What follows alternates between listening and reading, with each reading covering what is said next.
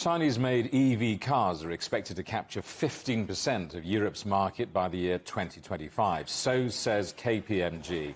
The prediction comes as brands such as BYD, NIO and Li Auto have been gaining in popularity among European consumers.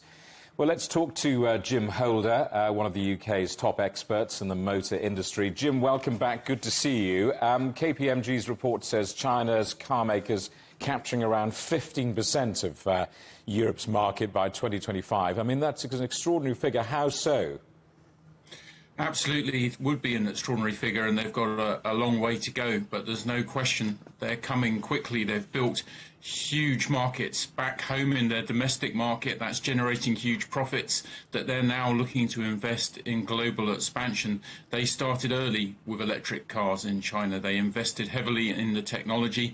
They have, in some instances, quite efficient batteries available at quite impressive prices, and that seems to be winning over at least a tranche of consumers over in Europe.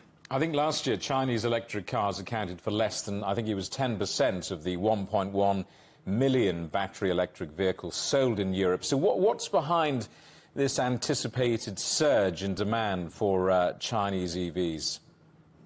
Absolutely. Europe has set a course towards electric vehicles only by 2030 and another step in 2035. So we know that 100% of our vehicle sales have to be electric cars by a set date. And of course, all the car makers are scrambling to take a part of that market. As I said, China moved early on electric vehicles. It has some advantages around the technology and the price it can offer that technology at. The disadvantages, of course, around the brand awareness and some perceptions that need to be overcome, perhaps. But they are coming hard, and they have the hardware to try and win us over.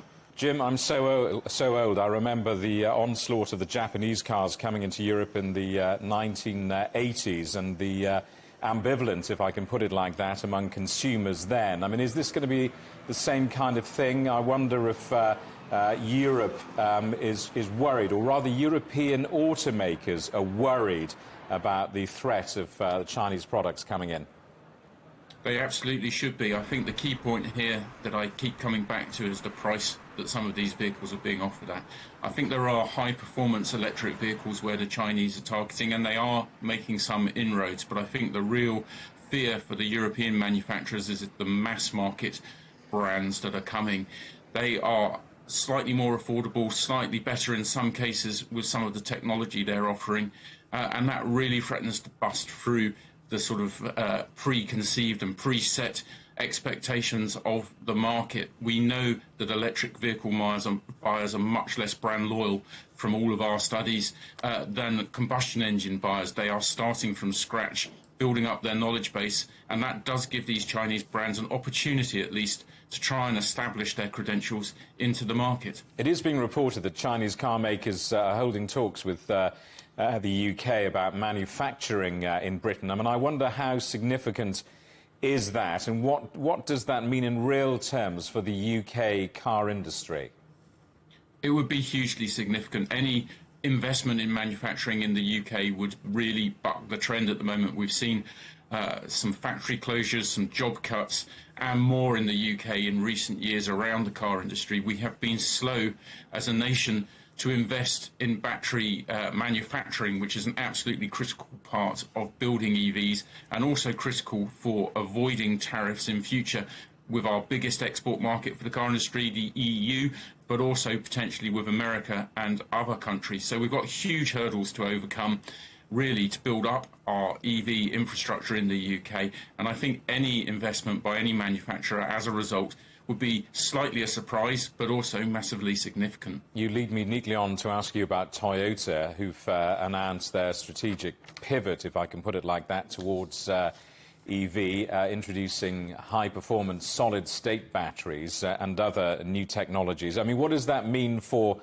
Toyota in such a competitive market?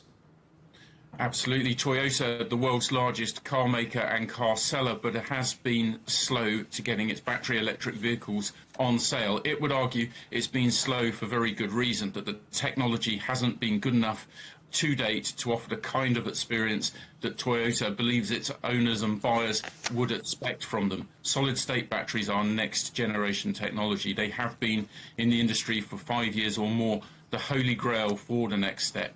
You know, more power into a smaller density, so lighter weight, but can give you more distance to drive, potentially also for a lower cost. I would expect these batteries to be used on higher end vehicles initially, but to then drip feed into the mass market. And if Toyota is saying it can get them right, then that is a huge, huge breakthrough, because we know that its quality standards are up there with the very best in the world. This is something all car makers have been chasing, and Toyota appears to have an advantage. Jim, good to see you. Thanks for coming on the programme again. Jim Holder, the motor industry expert.